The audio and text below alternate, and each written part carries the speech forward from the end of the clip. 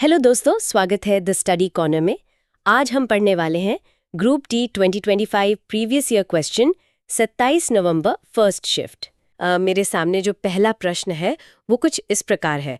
जब मुद्रित सामग्री पर एक मोटी कांच की पट्टी रखी जाती है तो अक्षर ऊपर उठे हुए दिखाई देते हैं। ऐसा किस कारण होता है? बहुत ही क्लासिक प्रश्न है ये। इसका सटीक उत्तर है प्रकाश के अपवर्तन यानी रिफ्रैक्शन के कारण। सर, इसका मतलब क्या हुआ? अपवर्तन को असल में कैसे समझें? देखिए, इसे बहुत ही सरल भाषा में समझते हैं। प्रकाश हमेशा सीधी रेखा में चलता है जी। लेकिन उसकी गति हर माध्यम में समान नहीं होती। जब प्रकाश एक विरल माध्यम जैसे हवा से सघन माध्यम यानी कांच में जाता है तो वो मुड़ जाता है। अच्छा, तो वो किस तरफ मुड़ता है सर? वो अभिलंब यानी नॉर्मल की ओर झुकता है। अभिलंब मतलब वो सीधी रेखा जो सतह के एकदम लंबवत होती है। बिल्कुल। और इसी आभासी विस्थापन के कारण अक्षर अपनी वास्तविक स्थिति से ऊपर उठे हुए दिखाई देते हैं। सर, इसे याद कैसे रखें? परीक्षा के लिए कोई नियम है क्या? हाँ, छात्रों को स्नेल का नियम जरूर नोट करना चाहिए। ये है n = sin i sin r। n = sin i sin r। सही। ये अपवर्तन का बहुत महत्वपूर्ण नियम है। तो लेंस से जुड़ा हमारा अगला प्रश्न है, लेंस की शक्ति को किसके रूप में परिभाषित किया जाता है? छात्रों, इसका सीधा और सटीक उत्तर है मीटर में इसकी फोकस दूरी के व्युत्क्रम के रूप में। सर, व्युत्क्रम का मतलब तो उल्टा होता है, मतलब रेसिप्रोकल। हाँ, तो व्युत्क्रम और शक्ति का क्या संबंध है? इसे सरल भाषा में बताएं। समझिए कि लेंस की शक्ति का मतलब है उसकी प्रकाश किरणों को मोड़ने की क्षमता। जी। जो लेंस जितना ज्यादा प्रकाश मोड़ेगा उसकी शक्ति उतनी अधिक होगी, और ये हमेशा मीटर में मापी गई फोकस दूरी के व्युत्क्रमानुपाती होती है। तो इसका सूत्र क्या बनेगा सर? सूत्र है P = 1f इन मीटर्स। अच्छा, फोकस दूरी हमेशा मीटर में होनी चाहिए। बिल्कुल। परीक्षा में अक्सर फोकस दूरी सेंटीमीटर में दी जाती है, तो उसे मीटर में बदलना न भूलें छात्रों। और एक बहुत महत्वपूर्ण बिंदु नोट करें, इसका SI मात्रक डायोप्टर D है। डायोप्टर, इसे तो जरूर याद रखेंगे। चलिए सर, भौतिकी में आगे बढ़ते हैं और कार्य और ऊर्जा पर आते हैं। जी, पूछिए। प्रश्न है कि कार्य के संबंध में निम्नलिखित कथनों में से कौन सा सही है? विकल्पों को देखने के बाद सही उत्तर है कि किया गया कार्य बल की दिशा के आधार पर धनात्मक या ऋणात्मक हो सकता है। सर, कार्य ऋणात्मक कैसे हो सकता है? इसका कोई उदाहरण दें, क्योंकि आम जिंदगी में तो कार्य माइनस में नहीं होता। देखिए, विज्ञान में कार्य का मतलब अलग है। धनात्मक कार्य तब होता है जब बल और विस्थापन एक ही दिशा में हो। जैसे किसी चीज को आगे धक्का देना। एकदम सही। लेकिन ऋणात्मक कार्य तब होता है जब बल विस्थापन के विपरीत हो। इसका कोई परीक्षा उपयोगी उदाहरण है सर? छात्रों, घर्षण बल इसका सबसे अच्छा उदाहरण है। जब कार आगे जाती है तो घर्षण उसे पीछे खींचता है। यहाँ कार्य ऋणात्मक है। अच्छा, मतलब दिशा उल्टी है तो कार्य ऋणात्मक। हाँ, इसका सूत्र याद रखें, W = F × D × cos theta. यहाँ जो कोण या थीटा है वही तय करता है कि परिणाम धनात्मक होगा या ऋणात्मक। ये फॉर्मूला तो सारे डाउट क्लियर कर देता है। परमाणु संरचना से प्रश्न है कि क्लोरीन का आंशिक परमाणु द्रव्यमान किसके कारण होता है? इस प्रश्न का सटीक उत्तर है समस्थानिकों की उपस्थिति, आइसोटोप्स। सर, समस्थानिक क्या होते हैं और ये आंशिक द्रव्यमान कैसे निकालते हैं? समस्थानिक वे परमाणु हैं जिनकी परमाणु संख्या समान होती है लेकिन द्रव्यमान संख्या भिन्न होती है। मतलब प्रोटॉन सेम है लेकिन न्यूट्रॉन अलग हैं। बिल्कुल सही।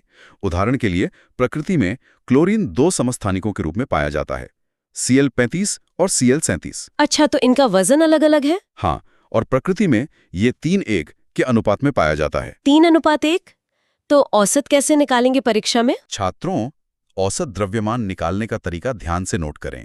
हम 35 का 75% और 37 का 25% लेते हैं। जी। गणितीय रूप में 35 × 75/100 + 37 × 25/100। इसको जोड़ने पर क्या आएगा सर? इसका योग आता है 35.5 U।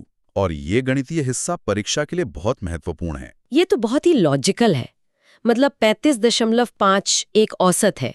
एकदम सही समझा आपने। सर, रसायन विज्ञान में ही कार्बनिक रसायन से अगला प्रश्न है।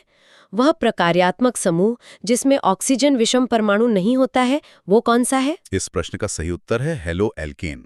Halo alkane. सर, इसे ऑप्शन से कैसे पहचाने? एग्जाम में टाइम कम होता है। छात्रों, ऑप्शंस को एलिमिनेट करना सीखें। अगर आप बाकी विकल्प देखें, अल्कोहल, कीटोन और कार्बोक्सिलिक अम्ल, तो इन सभी में ऑक्सीजन परमाणु उपस्थित होता है। जी, अल्कोहल में OH होता है। सही। जबकि हेलोएल्केन में कार्बन श्रृंखला से हैलोजन जुड़े होते हैं, जैसे Cl, Br, I। है ही नहीं। बिल्कुल, इसलिए विकल्प देखकर ही उत्तर मिल जाता है। ये तरीका बहुत शानदार है सर। अब हम जीव विज्ञान पर आते हैं।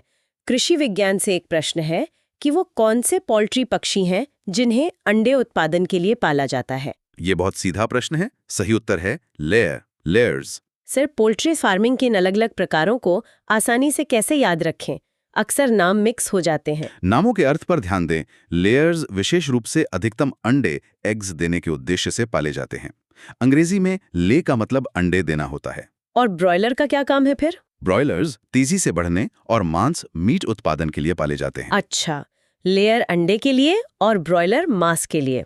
ऑप्शंस में मिल्च और कार्प भी था सर। छात्रों, परीक्षा के लिए नोट करें कि मिल्च शब्द दूध देने वाले पशुओं के लिए प्रयोग होता है, जैसे गाय और भैंस। सही। और कार्प मछली के लिए प्रयोग होता है। बहुत ही स्पष्ट हो गया ये। प्रजनन से जुड़ा प्रश्न है, जब जल और पोषक तत्व उपलब्ध होते हैं तो शैवाल किस प्रक्रिया द्वारा तेजी से वृद्धि करते हैं और गुणित होते हैं? जीव विज्ञान का ये एक महत्वपूर्ण कॉन्सेप्ट है। सटीक उत्तर है खंडीभवन, फ्रेगमेंटेशन। सर, खंडीभवन की ये प्रक्रिया कैसे काम करती है? नाम से तो लग रहा है कि खंड हो जाते हैं। बिल्कुल सही। अनुकूल परिस्थितियों में जब पर्याप्त जल और पोषण हो तो शैवाल टुकड़ों में टूट जाते हैं। शैवाल का कोई उदाहरण जो परीक्षा में पूछा जाता हो? हाँ छात्रों, स्पाइरोगायरा इसका प्रमुख उदाहरण है। तो स्पाइरोगायरा टूट जाता है, फिर क्या होता है? क्या वो मर जाता है? नहीं, ये एक अलैंगिक प्रजनन की विधि है। प्रत्येक टूटा हुआ खंड एक नए स्वतंत्र जीव के रूप में विकसित हो जाता है। मतलब 1 से 2 और 2 से 4, ये तो बहुत तेजी से फैलते होंगे। हाँ, तो एकदम सही। इसी कारण अनुकूल परिस्थितियों में तालाब बहुत जल्दी शैवाल से भर जाते हैं। अब हम अगले स्लाइड पर चलते हैं, भौतिक विज्ञान से ही। प्रश्न है, निम्नलिखित में से कौन सा एक समान वृत्तीय गति का एक उदाहरण प्रस्तुत करता है? विकल्प बताइए। ऑप्शन ए, नियत चाल से घूर्णन करती पंखे की ब्लेड। ऑप्शन बी, अपने मार्ग पर त्वरित होती एक कार। ऑप्शन सी, ऊर्ध्वाधर ऊपर की ओर फेंकी गई गेंद। और ऑप्शन डी, अपनी पटरी पर गतिमान एक ट्रेन। इसका सटीक उत्तर है ऑप्शन ए, नियत चाल से घूर्णन करती पंखे की ब्लेड। सर, इसे याद कैसे रखें?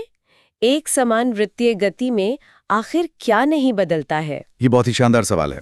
परीक्षा में ये शब्द अक्सर कंफ्यूज करते हैं। देखिए, असमान वृत्तीय गति में जो चाल है यानी स्पीड, वो हमेशा स्थिर या कांस्टेंट रहती है। चाल स्थिर रहती है, पर दिशा का क्या? वही सबसे महत्वपूर्ण बिंदु है। वृत्तीय गति में दिशा लगातार बदलती रहती है, और क्योंकि दिशा हर पल बदल रही है तो इसका सीधा सा अर्थ है कि वेग यानी वेलोसिटी भी लगातार बदल रहा है। तो चाल नहीं बदलती लेकिन वेग बदलता है? एकदम सही। वेग और चाल का ये अंतर ही परीक्षा के लिए बहुत महत्वपूर्ण है। इसे हमेशा याद रखिएगा। जी सर। अब रसायन विज्ञान का प्रश्न देखते हैं।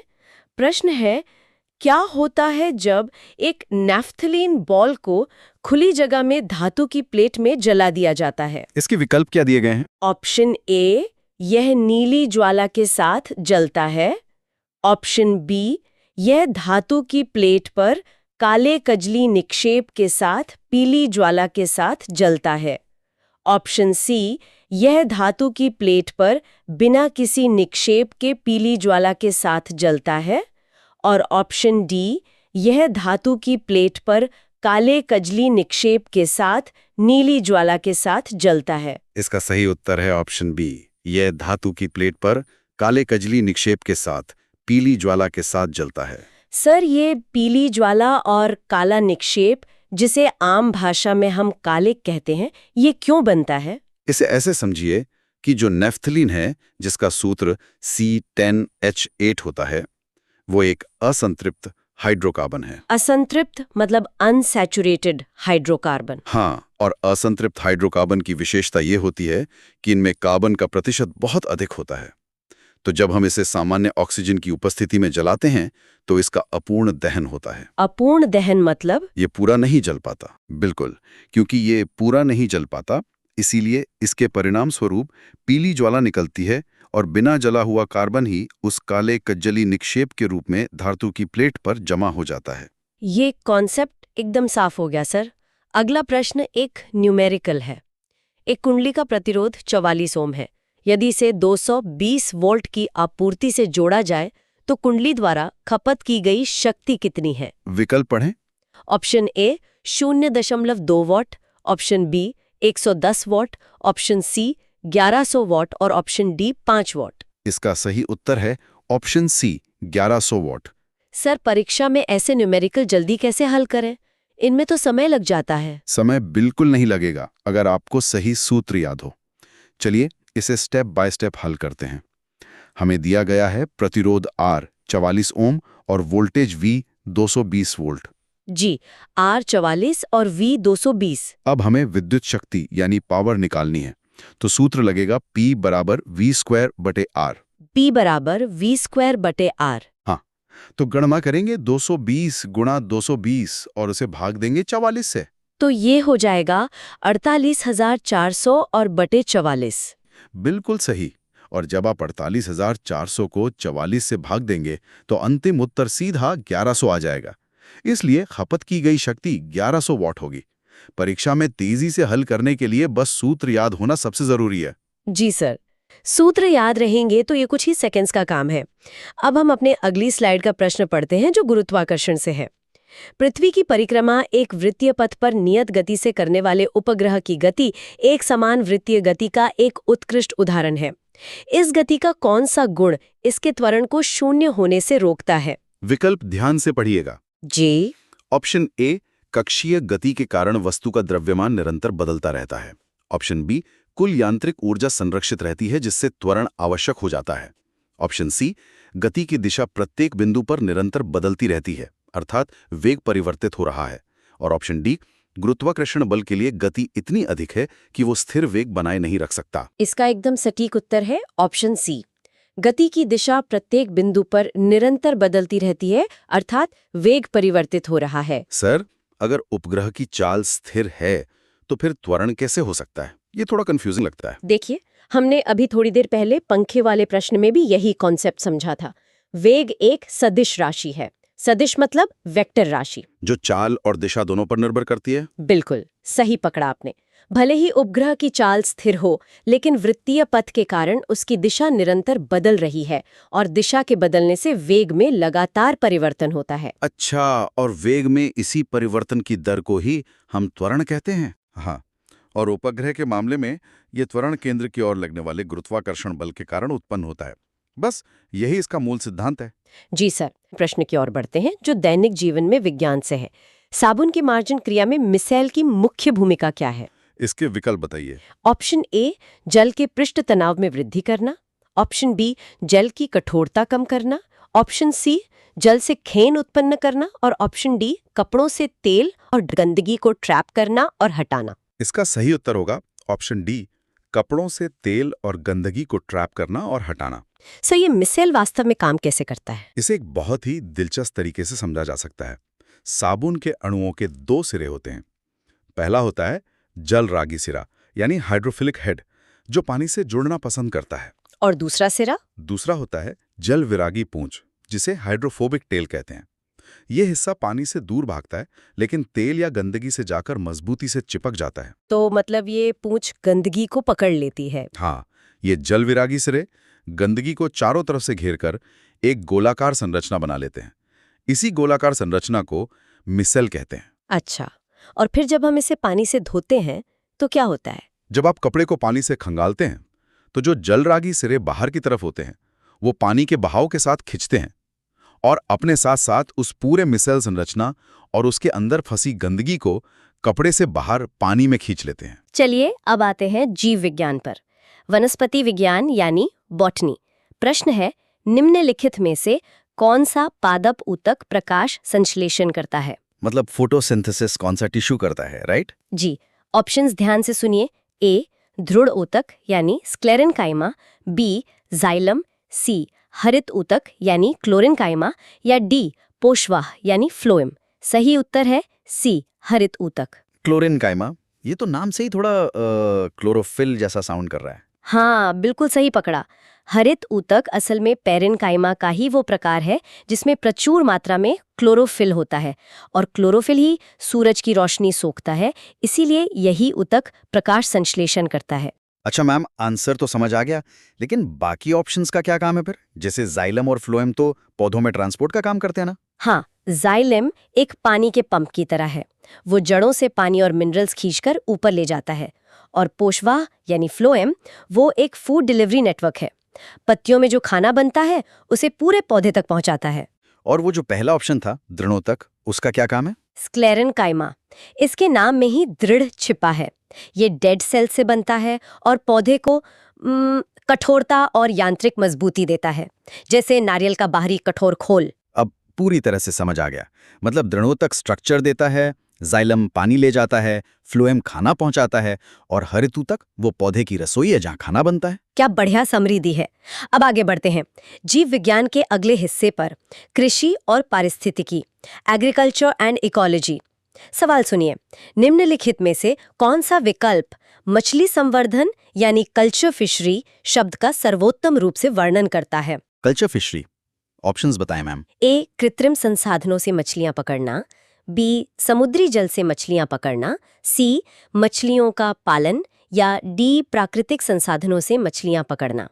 इसका सही उत्तर है सी, मछलियों का पालन यानी रियरिंग ऑफ फिशेस। मछलियों का पालन? तो फिर वो जो नदियों या समुंदर से सीधे जाल डालकर मछली पकड़ते हैं उसे क्या बोलते हैं? दोनों में बेसिक डिफरेंस क्या है? उसे हम प्रग्रहण मत्स्यन या कैप्चर फिशरी कहते हैं। कैप्चर करना मतलब बस प्राकृतिक स्रोतों जैसे नदी, झील या समुद्र से मछलियां पकड़ लेना। प्रकृति ने जो पहले से पैदा किया है बस उसे ले लेना। तो उसमें हमारा उनके प्रजनन या उनको खिलाने पिलाने में कोई रोल नहीं होता? एकदम नहीं। लेकिन इसके विपरीत कल्चर फिशरी एक तरह की खेती है। इसमें हम तालाब या टैंक जैसे नियंत्रित जल निकायों में कमर्शियल पर्पस के लिए वैज्ञानिक तरीके से मछलियों को पालते हैं। उनका खाना, उनकी बीमारियों का इलाज सब हम देखते हैं। समझ गया। मतलब कैप्चर माने सिर्फ शिकार करना, जो पूरी तरह किस्मत और प्रकृति पर निर्भर है, और कल्चर माने प्रॉपर साइंटिफिक तरीके से पालना पोसना। सही कहा। अब चलते हैं जीव विज्ञान के सबसे गहरे हिस्से पर, आनुवांशिकी और विकास, जेनेटिक्स एंड इवोल्यूशन। प्रश्न है, निम्नलिखित में से कौन सी जीवन प्रक्रिया प्रजातियों में विविधता लाने के लिए महत्वपूर्ण है? विविधता मतलब वेरिएशन है ना? हाँ, ऑप्शंस है ए, लैंगिक जनन यानी सेक्सुअल रिप्रोडक्शन। बी, स्वपोषी पोषण। सी, विषमपोषी पोषण। या डी, परिवहन।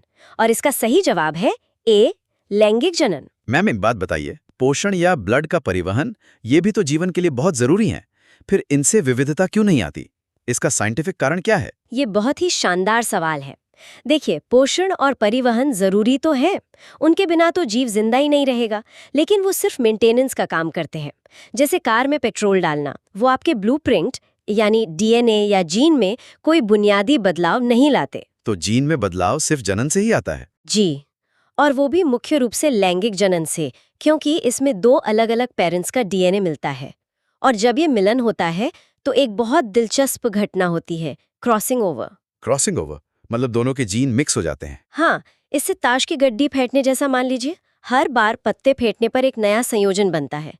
इसी तरह जीन के नए संयोजन से संतानों में विविधता आती है। वो माता पिता जैसे तो होते हैं पर कार्बन कॉपी नहीं होते। और यही वेरिएशन या विविधता किसी भी प्रजाति को बदलते मौसम और बीमारियों से बचाती है, राइट? बिल्कुल परफेक्ट। अब जीवन के इस जैविक चक्र से बाहर निकलते हैं और केमिस्ट्री की दुनिया में चलते हैं। हमारा अगला विषय है रासायनिक अभिक्रियाएं। प्रश्न है, क्या होता है जब जिंक की छड़ को जलीय कॉपर सल्फेट विलेन में रखा जाता है? जिंक और कॉपर सल्फेट, इसके ऑप्शंस क्या है मैम? ए, अभिक्रिया प्रारंभ करने के लिए ऊष्मा की आवश्यकता होती है। बी, विलयन का तापमान गिर जाता है। सी, कॉपर सल्फेट विलयन का नीला रंग फीका पड़ जाता है। या डी, कोई रासायनिक परिवर्तन नहीं देखा गया। सही उत्तर है सी, कॉपर सल्फेट विलयन का नीला रंग फीका पड़ जाता है। नीला रंग फीका पड़ जाता है, पर ऐसा होता क्यों है? मतलब बीकर के अंदर आणविक स्तर पर ऐसा क्या रिएक्शन हो रहा है? इसे विस्थापन अभिक्रिया कहते हैं, यानी डिस्प्लेसमेंट रिएक्शन।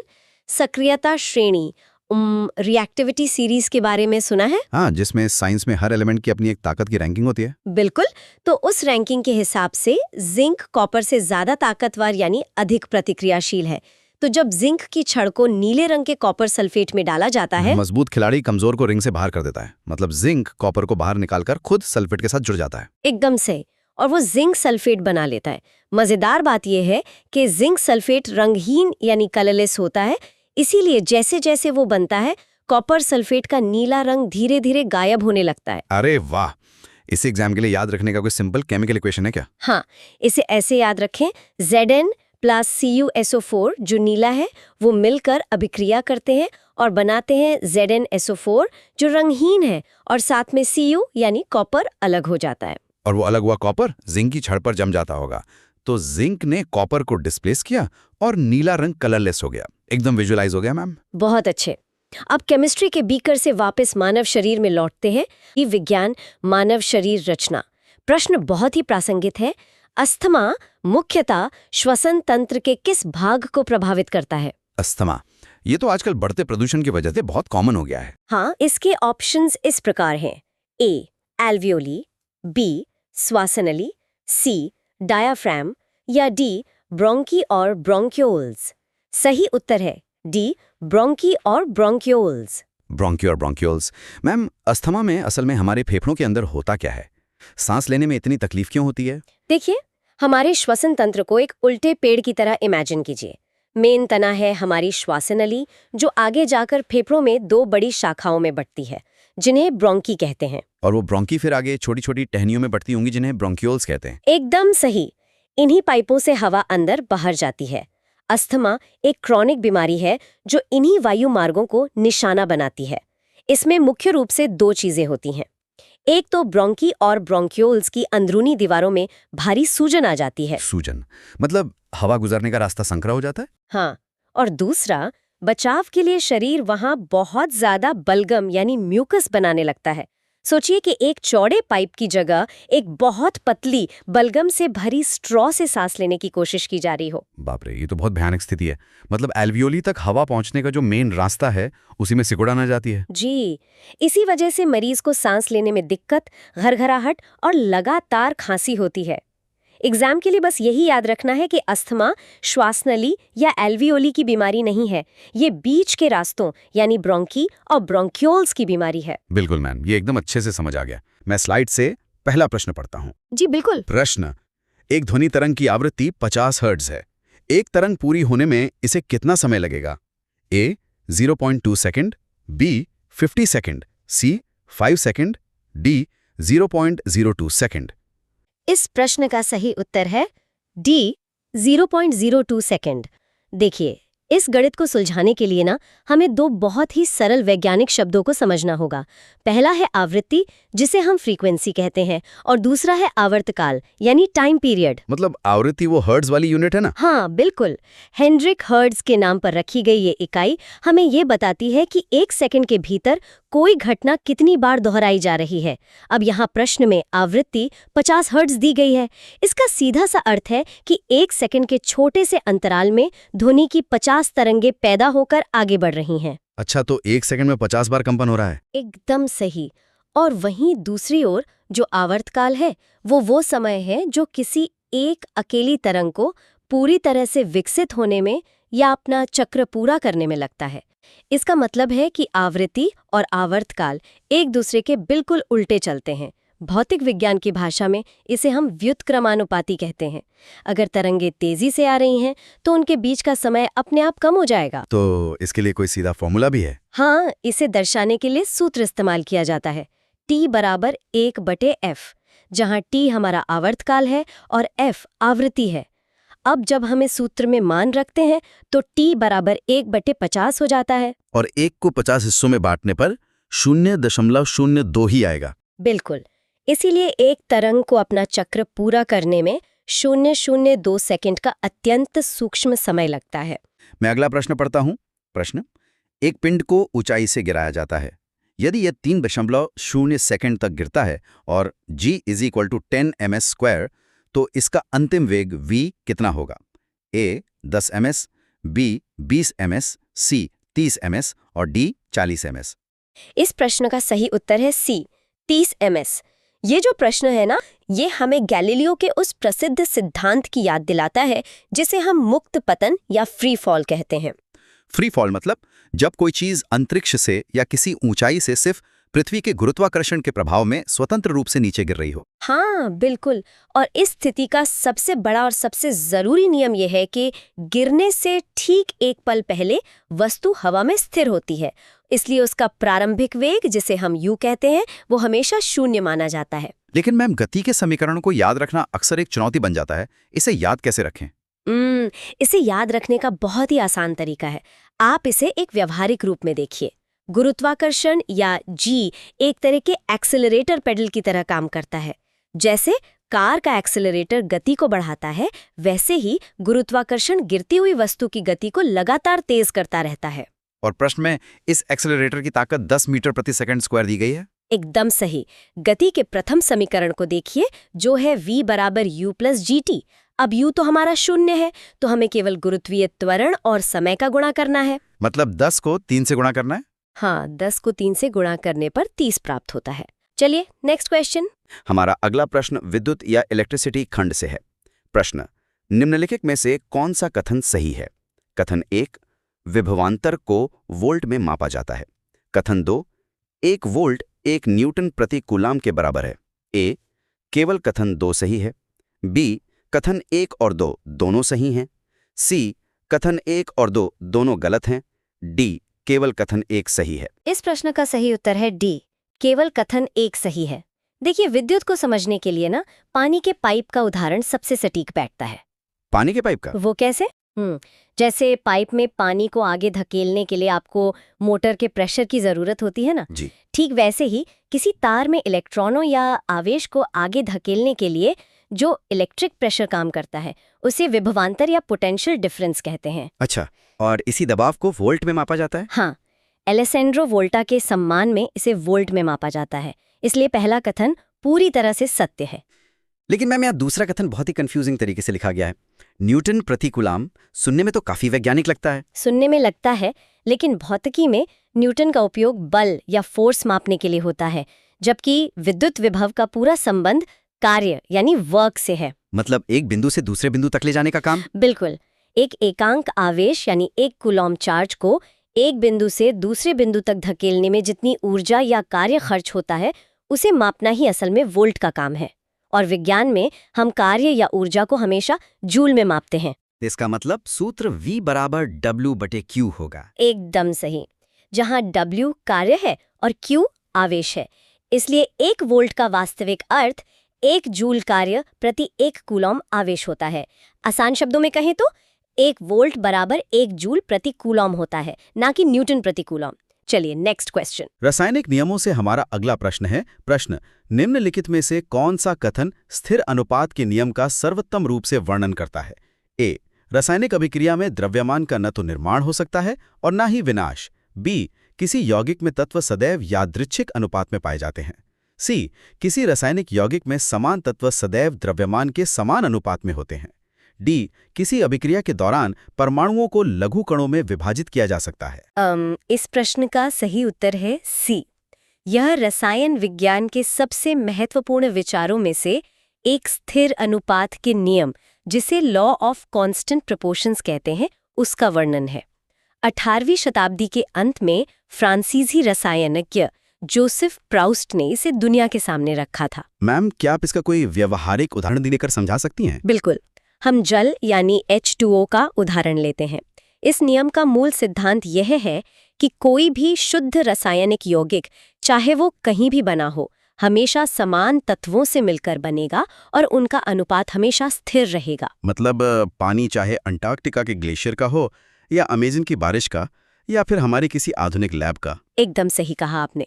स्रोत चाहे जो भी हो, उस पानी के एक अणु में 2 ग्राम हाइड्रोजन और 16 ग्राम ऑक्सीजन का ही द्रव्यमान होगा, और जब हम इसे सरल करते हैं तो ये अनुपात हमेशा 1:8 ही निकलता है। ये तो बहुत ही अद्भुत नियम है। मतलब प्रकृति की अपनी एक अलग ही गणित है। हाँ, और ये स्थिरता ही प्रकृति का सबसे बड़ा नियम है। अगर ये अनुपात 1:8 की जगह कुछ और हो जाए तो वो पदार्थ जल रहेगा ही नहीं, वो कुछ और ही बन जाएगा, जैसे हाइड्रोजन पेरोक्साइड। चलिए नेक्स्ट क्वेश्चन। जी। निम्नलिखित में से कौन सी धातु सक्रियता श्रेणी के मध्य में निष्कर्षित की जाती है? ए लोहा, बी पोटेशियम, सी सोडियम, डी सोना। इस प्रश्न का सही उत्तर है ए लोहा। धातुओं की जो ये सक्रियता श्रेणी होती है ना, जिसे हम रिएक्टिविटी सीरीज कहते हैं, वो एक तरह की सामाजिक सीढ़ी जैसी है। सामाजिक सीढ़ी? हाँ, मेरा मतलब है कि ये श्रेणी इस बात पर आधारित है कि कौन सी धातु दूसरे तत्वों के साथ कितनी जल्दी और कितनी आक्रामकता से प्रतिक्रिया करती है। अच्छा, तो जैसे इस श्रेणी में सबसे ऊपर पोटेशियम और सोडियम होते हैं, जो बहुत ही ज्यादा उतावले होते हैं। बिल्कुल, वो इतने प्रतिक्रियाशील होते हैं कि अगर उन्हें खुली हवा या पानी के संपर्क में लाया जाए तो वे तुरंत जल उठते हैं। वहीं श्रेणी के बिल्कुल निचले पायदान पर सोना और प्लैटिनम जैसी धातुएं हैं, जो एकदम सन्यासी की तरह व्यवहार करती हैं, है ना? हाँ, किसी से कोई मतलब नहीं। हाँ। इसीलिए हजारों साल जमीन में दबे रहने के बाद भी सोने की चमक फीकी नहीं पड़ती। अब इस स्पेक्ट्रम के ठीक बीच में लोहा, जिंक और लेड जैसी धातुएं आती हैं। तो इन्हें हम मध्यम प्रतिक्रियाशील धातुएं कह सकते हैं। जी बिल्कुल।